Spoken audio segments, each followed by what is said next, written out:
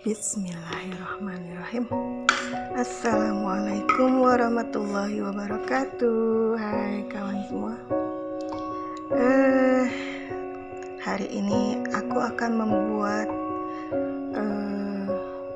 jus belimbing wuluh. Tapi bukan jadi jus ya. Jadi akan memanfaatkan belimbing wuluh yang sedang banyak-banyaknya di pohon ya. Ini sudah saya lakukan untuk kesekian kalinya ya. Belimbing wuluh ini sangat mudah berbuah tanpa dipupuk, tanpa di maintenance yang bagaimana dia bisa berbuah dengan banyak sekali. Saya merasa kasihan ya ketika mereka sudah berbuah dengan baik tanpa minta imbalan apapun, lalu mereka jatuh lagi ke tanah. Itu suatu hal yang pemandangannya menyedihkan buat saya. Lebay, tapi ya seperti itu pikiran saya sebenarnya. Jadi saya selalu berpikir bagaimana caranya untuk memanfaatkan berkah Allah ini yang tidak terhingga. Karena yang sudah saya baca ya literaturnya, bahwa belimbing wuluh ini kaya manfaat. Jadi ada baiknya dia dipergunakan sesuai dengan manfaatnya. Oke, saya sudah membuat kombucha belimbing wuluh ini untuk kesekian kalinya. Banyak sekali karena banyak sekali buah ya. Ini salah satunya. Ini kombucha belimbing wuluh. Tidak diberikan label karena memang tidak untuk dijual. Jadi gini, belimbing wuluh ini ternyata ketika dijadikan dijadikan kombucha itu tidak menghilangkan rasa asamnya. Jadi ketika diminum pun rasanya akan mengiritasi lambung ya, yang saya rasakan. Makanya saya tidak berani meminumnya, tetapi tetap memanfaatkannya sebagai sesuatu yang lain, yaitu menjadi olahan cuka kombucha berarti ya. Kombucha cuka belimbing wuluh, mungkin itu ya bahasa yang sebenarnya, tapi tetap aja namanya kombucha belimbing wuluh. Walaupun tidak diminum, ini digunakan sebagai pengganti cuka alami daripada kita membeli cuka yang kimiawi yang biasa banyak di pasaran. Lebih baik saya menggunakan belimbing wuluh buatan saya sebagai cuka, karena memang suami saya adalah penggemar ikan, penggemar berat ya. Jadi hampir setiap hari saya masak ikan, termasuk dan memang banyaknya di wilayah kami adalah ikan laut ya, karena memang dekat sama laut. Berapa meter ya dari laut? Bukan berapa meter sih, kilometer mungkin ada ya. Sekitar 7-10 km, oke. Tapi memang mudah sekali untuk mendapatkan ikan laut itu. Termasuk hari ini juga saya masak ikan laut. Ya, nih. Nah, sebelum dijadikan masakan ikan seperti ini, saya menggunakan perendaman dengan menggunakan cuka belimbing wuluh. Direndam, barusan diberikan bumbu-bumbu. Ya, jadi karena memang kaya manfaat, saya tetap mempergunakan, dan memang kebetulan ya buahnya begitu banyak, overdosis ya. Jadi ya kasihan sekali kalau tidak dipergunakan. Dia tanpa disiram, tanpa dipupuk, dia berbuah dan berbuah. Itu begitu menakjubkan buat saya. Tapi memang untuk penjualan untuk menjadikan ini sebuah cuan, saya nggak punya jalannya, karena memang ini perlu pemikiran yang lebih lagi ya, dengan pemasaran dan sebagainya. Oke, ini mudah-mudahan dijadikan pemasaran buat saya. Yang mau beli boleh. Oke, kita lanjut ya. Jadi belimbing wulu yang tadi sudah dimasukkan ke sini, saya beri air ya. Setelah itu di blender ya. Saya pernah menggunakan belimbing wulu dengan tanpa di blender. Ternyata walaupun tetap asam, sisa belimbing wulunya sayang dibuang doang. Jadi saya itu orangnya penyayang ya, saudara-saudaraku. Jadi setelah menjadi sisa dari belimbing wulunya tetap akan saya pergunakan untuk apa? Sebagai pengganti tomat ya. Karena memang asamnya sudah kurang, tapi dia masih mengandung air yang banyak ya. Dengan begitu saya pergunakan dia sebagai tomat dan saya jadikan sambal belimbing wulu. Demikian. Lanjut ya. Barusan di skip itu untuk melakukan tindakan pemblenderan karena memang pakai tangan satu susah ya untuk terus menyiarkan. Jadi ini pakai tangan satu sudah di blender. Setelah halus begini ya, lalu kita saring dengan saya menggunakan takaran toples plastik ya. Ini toples plastik ya, bukan toples apa namanya, teko plastik. Ini kemarin udah saya ukur ya dengan kelas ukur. Jumlahnya adalah 1 liter lebih. 1 liter lebih atau 120 ml ya jumlahnya. Makanya tetap saya akan pergunakan ini sebagai takaran. Setelah itu disaring ke sini sebanyak 1 liter, lalu nanti akan ditambahkan gula. Gulanya adalah 10% dari 1 liter itu. Berapa itu ya ukurannya? Saya perkirakan adalah 10 sendok makan, kurang lebih seperti itu. Kalau salah mohon diperbaiki. Terima kasih. Nah, setelah disaring ya, ini sebenarnya 2 kali pemblenderan dan 2 kali penyaringan. Jadi 2 ini sejumlah ini, atau berarti ini 500 ml, ini 1000 ml lebih. Tapi sepertinya 1000 ml ya ini ya. Kalau lebih itu sampai ke munjuk ya, sampai penuh. Nah, ini adalah sisa dari penyaringan air belimbing wulu tadi. Sisanya ini ya. Nah, ini akan saya simpan ke dalam kulkas. Ini akan saya jadikan pengganti tomat untuk nanti siang saya masak. Oh iya, pengumuman sedikit, saya masak itu setiap siang atau sore karena saya pagi-pagi kerja. Jadi harus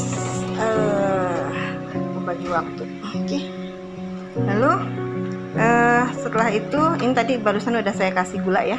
Ini gulanya sebanyak 10 sendok makan. Ini sendok makannya yang saya pergunakan.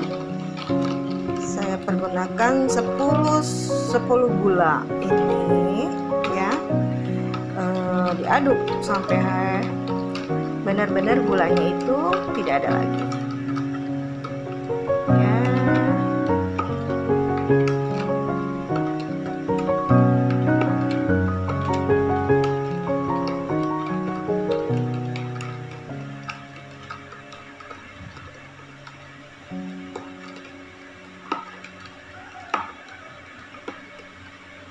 Ya, sudah tidak ada lagi.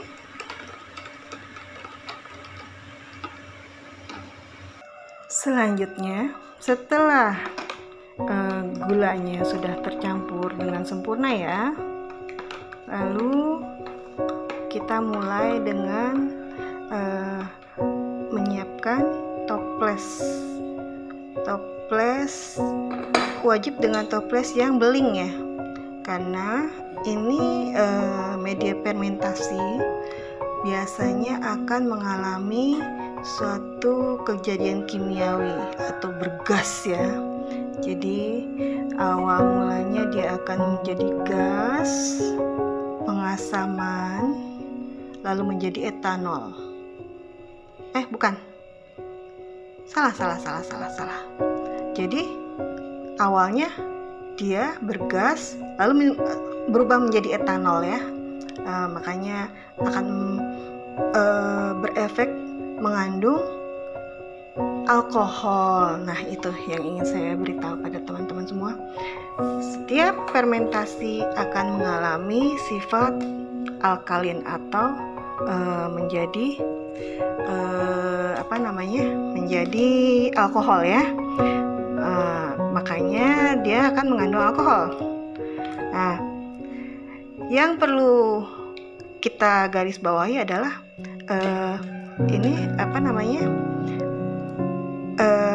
fermentasi ini, kombucha ini tidak mengalami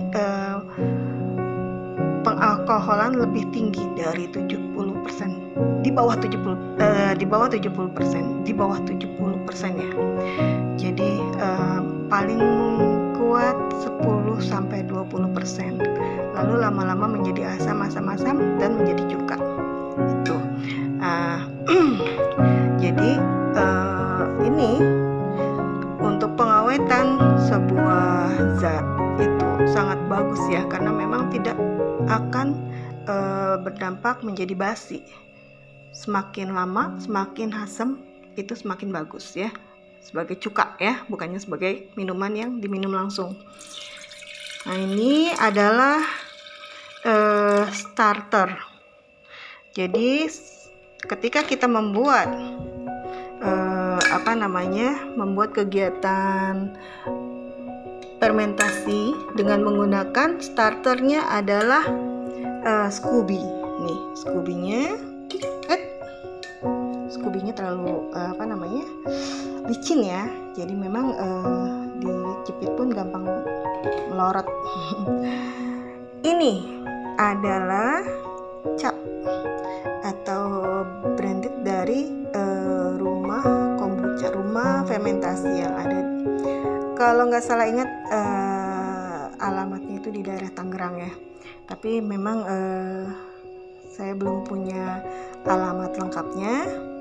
Tapi saya ingin berterima kasih pada rumah fermentasi ini. Adminnya banyak memberikan ilmu pada saya. Terima kasih banyak. Mudah-mudahan menjadi berkah tersendiri buat produsen di sana dan para pekerjanya. Amin ya rabbal alamin. Nah, ini sebagai starter awal adalah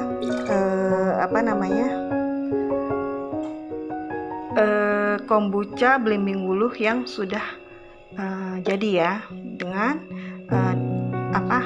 adanya Scooby-nya tadi. Lalu mulai kita masukkan. Saya kurang percaya kalau tidak disaring ya, takutnya ada sesuatu. Tetap disaring. Nah, benar kan? Masih ada ternyata belimbing wuluhnya yang masih banyak ya.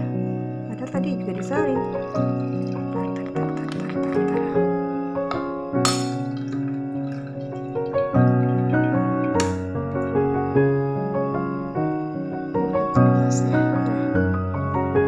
Demikian selesai ya. Setelah itu diaduk lagi untuk menyelaraskan atau menyatukan dengan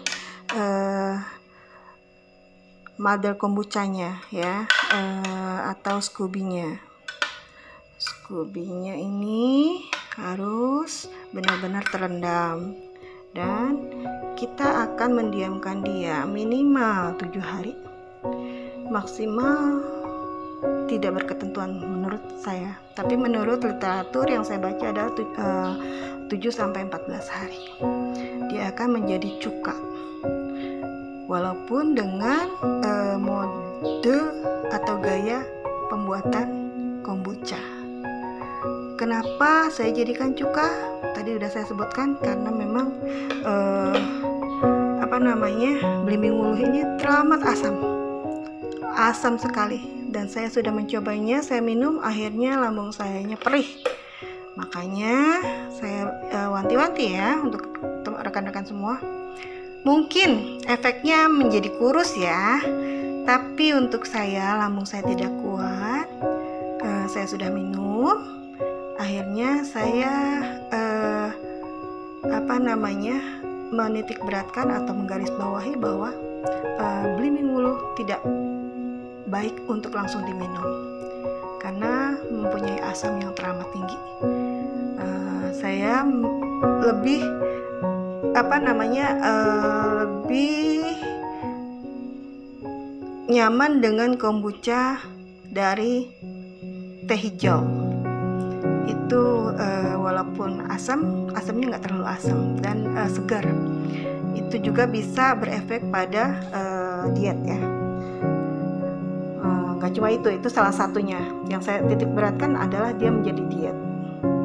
Kalau kombucha dari buah-buahan itu efeknya menjadi malah nafsu makan karena ada vitamin-vitamin yang muncul dan semakin tinggi dosisnya ketika dia menjadi kombucha. Itu vitaminnya paling utama adalah B-kompleks. Kenapa saya katakan seperti itu tanpa uji klinis, tanpa uji laboratorium? Saya merasakan sendiri ketika saya minum kombucha dari buah-buahan, baik itu nanas, apel, atau buah naga, atau yang udah saya buat apa lagi ya, semua buah-buahan manis yang pernah saya punya, saya coba menjadi kombucha, dan efeknya adalah menjadi daya tahan tubuh tinggi memang, tapi ada keinginan nafsu makan juga. Jadi ya kurang bagus lah untuk saya sebagai orang yang umurnya di atas kepala 5 ya, 50 tahun umur saya. Jadi begitu teman-teman semua ya. Tapi ada keuntungan yang lain dari kombucha belimbing wuluh ini ya. Belimbing wuluh ini ternyata bisa dijadikan sebagai pembersih wajah. Apa nama bahasanya? Jadi bisa menjadi pembersih wajah yang biasa banyak menjadi skincare kita ya, adalah sebagai